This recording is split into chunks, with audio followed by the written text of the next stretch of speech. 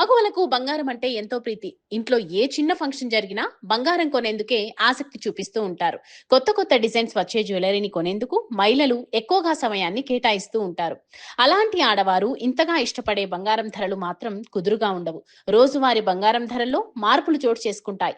ఈ నేపథ్యంలోనే బంగారం ధరలకు సంబంధించిన సమాచారాన్ని యోయో టీవీ ఛానల్ తమ వ్యూవర్స్ కోసం ప్రతిరోజు మీకు అందిస్తోంది. గత కొద్ది రోజుల నుంచి తగ్గుతూ వస్తున్న బంగారం ధర శుక్రవారం మరోసారి తగ్గింది. దీంతో బులియన్ మార్కెట్లో 10 గ్రాముల 24 క్యారెట్ల బంగారంపై రూ. 1,210 తగ్గగా 22 క్యారెట్ల బంగారం ధర రూ.